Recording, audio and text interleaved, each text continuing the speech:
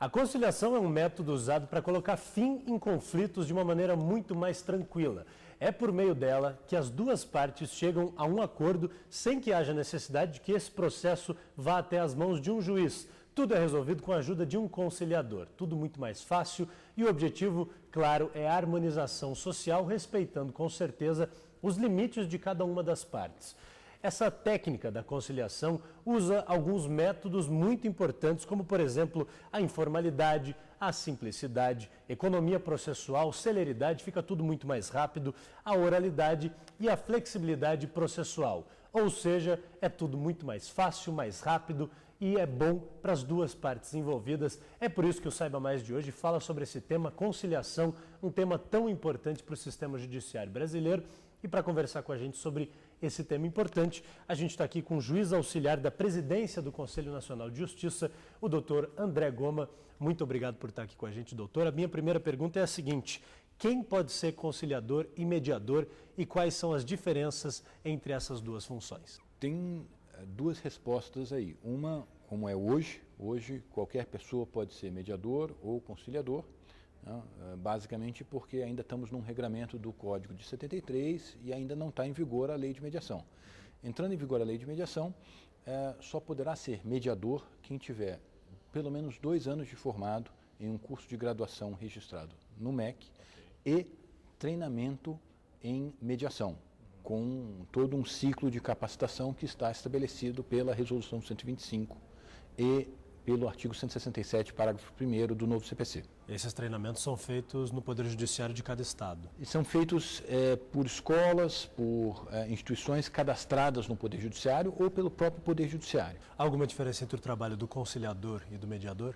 Então, nessa sistemática, o conciliador ele tende a atuar em questões mais pontuais, mais simples. O conciliador não tem os requisitos de capacitação ou até mesmo os requisitos pessoais que o mediador tem. Então, um conciliador pode resolver uma questão simples de direito do consumidor ou de juizados especiais. Um mediador normalmente vai resolver questões mais complexas, que vão envolver mais de um encontro, vão envolver uma compreensão mais aprofundada do conflito e um encaminhamento de estímulo para que as partes encontrem suas soluções. Perfeito. O senhor me explicava que hoje em dia há um cuidado que antigamente não havia com a questão do conciliador e do mediador, de ser colocado para casos específicos. Que cuidado é esse? Aquela relação que o senhor me explicava da idade, enfim, que hoje em dia pessoas mais velhas podem ser convocadas? Então, o movimento para a conciliação se iniciou há 10 anos, né, com o início do próprio Conselho Nacional de Justiça. E se constatou à época que a conciliação era desenvolvida no Poder Judiciário com menos atenção e menos gestão do que realmente era necessário. Então, por exemplo, uma questão comum era questões de família, divórcios, sendo encaminhados para conciliadores que são estudantes de direito. Então, as partes ficavam muitas vezes até constrangidas com a ideia de terem aquela situação resolvida por um rapaz de 19 anos de idade. Hoje, muitos tribunais já têm todo um cuidado de encaminhar ou para um mediador de família que tem treinamento específico em questões familiares, ou mesmo para um conciliador de família, que já é uma pessoa um pouco mais sênior, um pouco mais experiente e que pode auxiliar as pessoas a acharem saídas para aquela situação de recomposição familiar. Perfeito. O senhor me dizia que hoje em dia, a partir do momento que for aprovada essa nova lei, ou então houver essa mudança efetivamente, há que se fazer um treinamento. Pessoa que está nos assistindo em casa agora, como procurar fazer esse treinamento, quem quer absorver esse conhecimento, enfim, como isso funciona? A sistemática de informações em relação à conciliação e mediação no Poder Judiciário, em função da Resolução 125 do Conselho Nacional de Justiça, foi direcionada para os chamados núcleos de mediação e conciliação. Esse é um nome informal que é dado, acho que é mais fácil para o nosso espectador. Ele deve procurar esse núcleo no tribunal. Tá? Na verdade, o nome técnico é Núcleo Permanente de Métodos Consensuais de Resolução de Conflitos. Né? Então, são chamados núcleos de mediação, núcleos de conciliação. E lá vai ter orientação de quais são as instituições que estão dando capacitação, estão treinando novos conciliadores ou novos mediadores. Portanto, é aberto a todas as pessoas que se encaixem nesses pré-requisitos que o senhor já citou. Basta ter um interesse. Basta ter um interesse e, no fundo, hoje, pela sistemática do novo Código de Processo Civil, o mediador é um auxiliar da justiça. O que significa isso? E essa é uma mudança muito profunda e muito significativa. Antes, o mediador era muitas vezes um voluntário que auxiliava o juiz, era uma pessoa que apoiava, muitas vezes eram servidores. Com essa sistemática, ele é também um auxiliar da justiça, que é uma pessoa, um autônomo que presta serviços dentro do Poder Judiciário, da mesma forma que um perito. Um perito é um outro exemplo de um auxiliar da justiça. Então, ele é remunerado como auxiliar da justiça. Okay. O juiz indica um caso para um mediador e esse mediador presta os serviços e é remunerado, naturalmente, pelas próprias partes. Hoje em dia, a conciliação é obrigatória nos processos ou a conciliação é uma cultura que tenta se implementar cada vez mais? Nós vivemos um momento muito peculiar, né, no histórico da mediação e da conciliação no país, porque nós temos duas normas que já foram aprovadas, já estão sancionadas e estão aguardando a chamada vacatio legis, que é o tempo de entrada em vigor da lei. A lei de mediação entra em vigor no dia 27 de dezembro deste ano e o novo Código de Processo Civil entra em meados de março do ano que vem. Curiosamente, as duas leis regem a atuação do mediador e do conciliador.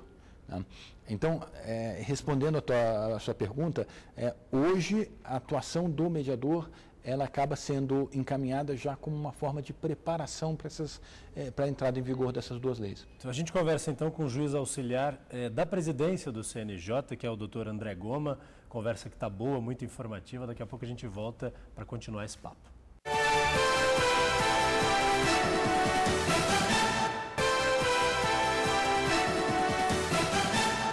A gente está de volta no papo com o doutor André Goma, que é juiz auxiliar da presidência do CNJ. É possível ocorrer a conciliação antes de começar o processo? A conciliação acontece necessariamente antes do processo? Hoje está havendo um movimento muito forte na criação dessas conciliações pré-processuais. Antes realmente de a pessoa dar entrada numa petição inicial, ela buscar resolver. E nós estamos tendo resultados muito positivos. Muitas vezes essa atuação do Poder Judiciário é muito mais eficiente do que aguardar a entrada de uma petição inicial e depois marcar uma audiência de conciliação. Até porque, muitas vezes, a inicial ela tem texto um pouco ofensivo para o réu. Porque o advogado ele tem que produzir um texto que seja persuasivo. Convincente. Então, quando aquele texto vem, imagina questões de divórcio, de litigioso. A pessoa que recebe aquele texto, muitas vezes, recebe com mágoa. O texto já machuca, Exato. Já dificulta a conciliação. Então, quando a gente trabalha pré-processualmente, as pessoas ainda estão lá pensando em resolver. E não mais magoadas com o discurso ou querendo explicações em relação a um parágrafo X ou Y da petição inicial.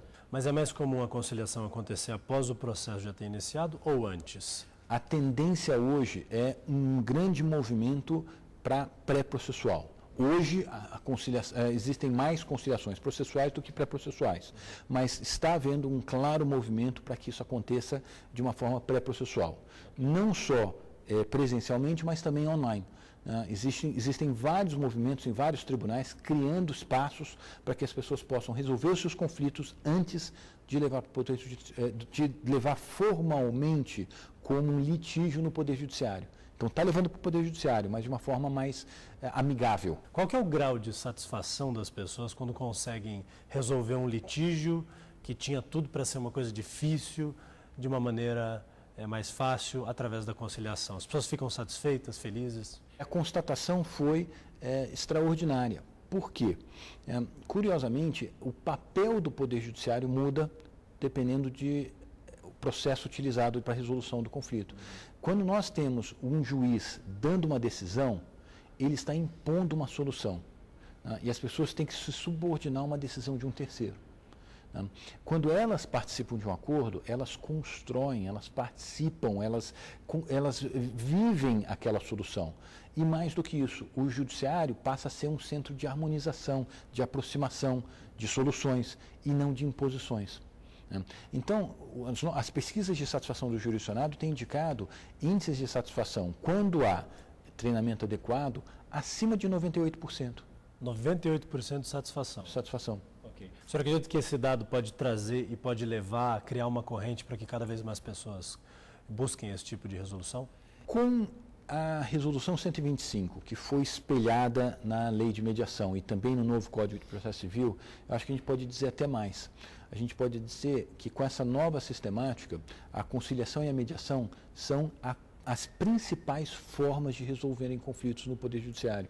Porque a tendência em curtíssimo prazo é mais de 50% das demandas propostas serem resolvidas por conciliação.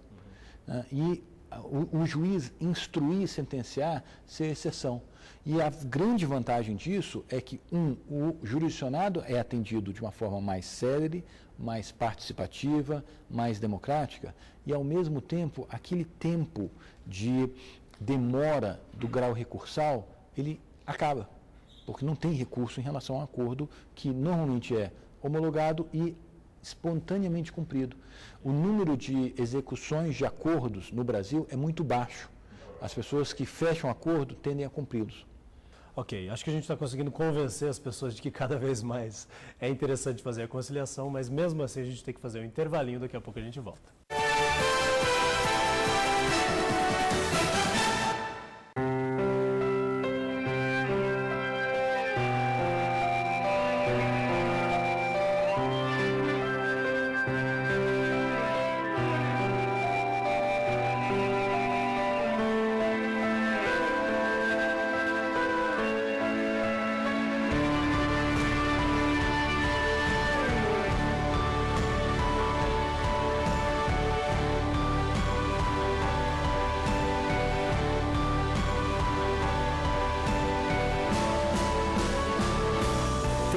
Que dá um pouquinho do seu tempo para ajudar quem nem conhece. Os mesários voluntários também fazem isso por milhões de brasileiros.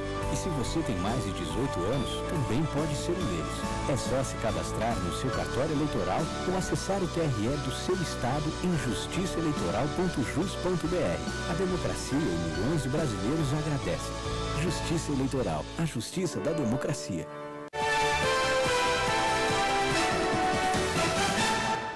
A gente está de volta com o Saiba Mais, que hoje bate um papo com o juiz auxiliar da presidência do CNJ, doutor André Goma.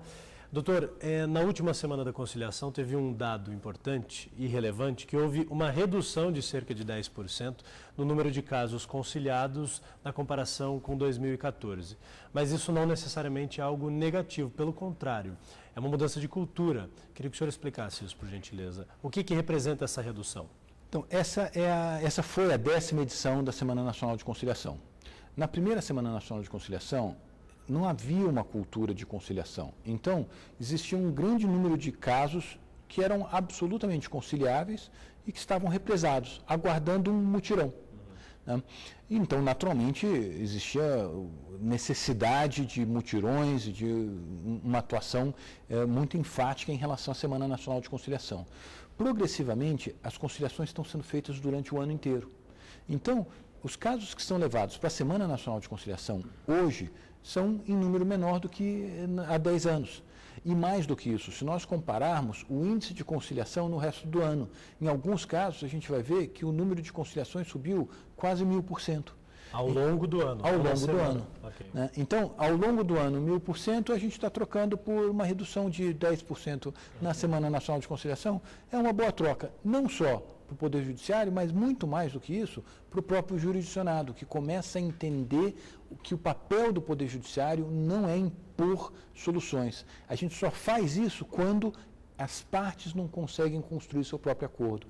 Nosso papel, verdadeiramente, é aproximar pessoas, ajudá-las a encontrarem suas próprias soluções, no caso de questões familiares, estabilizar famílias que estão passando por uma transformação, como um divórcio, né? Não é achar quem é o culpado, quem está certo, né? É ajudá-los a verdadeiramente serem mais felizes. Então, se a gente está dizendo que isso é uma cultura, se isso é uma coisa que vai aumentando as conciliações ao longo do ano, a gente pode chegar à conclusão, meio lógica, de que as semanas de conciliação do futuro vão ser cada vez com menos conciliações, né? A Semana Nacional de Conciliação, essa última edição, já foi claramente trabalhada para ser uma semana de celebração da cultura que pegou.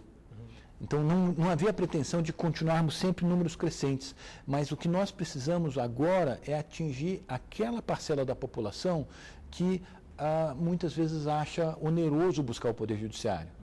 Então, para isso estão sendo pensadas outras soluções, como, por exemplo, a conciliação e a mediação online. Uma coisa importante, o método da conciliação, a cultura da conciliação, ela desafoga o Poder Judiciário também, para que possa resolver outras questões tantas que existem no país? Ela sim desafoga o Poder Judiciário, né? Eu não nego isso. A minha única preocupação é que essa não pode ser nossa principal preocupação.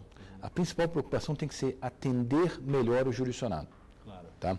Então, facilitar o trabalho do Judiciário, não é essa a ideia? Não é, essa é talvez uma das questões mais belas da Semana Nacional de Conciliação, é que o Poder Judiciário não está trabalhando para si nessa semana, está trabalhando com os olhos no jurisdicionado, como é que a gente pode ajudá-lo, como é que a gente pode aproximá-lo da pessoa com quem ele está eventualmente em conflito, né? Como é que nós podemos achar soluções de curto prazo. Né? E, naturalmente, fazendo isso em escala, nós podemos reduzir muito a pauta e que permite, como o senhor muito bem falou, dar mais atenção e atenção mais pormenorizada a casos mais complexos que, sim, o juiz vai precisar julgar. Bom, as pessoas assistindo esse programa vão vão solucionar muitas questões, vão tirar muitas dúvidas, mas algumas outras questões surgem assim, será que para esse caso ou para aquele outro caso eu posso usar a conciliação? Então, vou fazer uma pergunta que serve como exemplo. As conciliações, elas podem ser para qualquer tipo de caso, elas podem, por exemplo, uma pessoa que está processando o poder público por algum motivo, ela pode buscar uma conciliação? Funciona assim? É uma excelente questão. E me permita trazer um exemplo histórico também. No início do movimento para a conciliação, existiu um caso em Minas Gerais de uma pessoa que teve seu benefício previdenciário cortado, interrompido, porque o INSS tinha entendido que ele tinha falecido. Okay. A pessoa, então, entrou com uma ação. Foi um erro do sistema. Okay. Entrou com uma ação, né, e foi para uma audiência de conciliação. Né, e, na época, a Procuradora Federal disse que não poderia fazer um acordo. Ele falou, mas como não pode fazer um acordo? Eu estou aqui, eu estou vivo. Né? Aí ela entendia que não, só sentença. Né? Hoje, isso muito provavelmente nem chegaria para uma audiência de conciliação, já seria resolvido num espaço pré-processual. Né? Então, sim, praticamente todas as questões mesmo de interesse público, podem ser resolvidas por conciliação. Por quê? O que é indisponível não é o dinheiro público, é o interesse público. O dinheiro público tem que ser gasto para interesse público. Então, eu exemplifico. Eu posso fechar um acordo numa questão previdenciária? Não, eu devo fechar um acordo numa questão previdenciária se aquele valor está alocado para o pagamento daquele benefício. Eu não fechar um acordo, aí eu estou desatendendo o interesse público. Porque aquela pecúnia está reservada para pagamento daquele benefício. Se não tiver certeza se a conciliação é o caminho, busque a conciliação, porque provavelmente será o caminho. A grande maior parte das causas que estão no Poder Judiciário podem ser resolvidas por conciliação e, mais do que isso, devem ser resolvidas por conciliação. Hoje nós temos um número muito grande de demandas repetitivas em tribunais superiores, um número muito grande de demandas que estão em tribunais superiores apenas para terminar um curso processual que é o de que recurso. Né? E, de fato, são um número maciço de casos que poderiam tranquilamente ser resolvidos lá em primeiro grau, de uma forma muito mais sensata, por meio de um acordo que respeita a lei vigente. Os acordos não violam a lei vigente das partes, não é eu estou abrindo mão de um direito para fechar um acordo. Não, eu estou fechando acordo realizando o meu direito. Muito bom. A gente conversou com o juiz auxiliar da Presidência do Conselho Nacional de Justiça, doutor André Goma, que esclareceu e muito bem, muito obrigado, as questões relacionadas à conciliação. Você de casa já sabe, é um caminho excelente, vai ser bom para você, vai ser bom para outra parte, portanto, na dúvida, busque a conciliação e até o próximo Saiba Mais.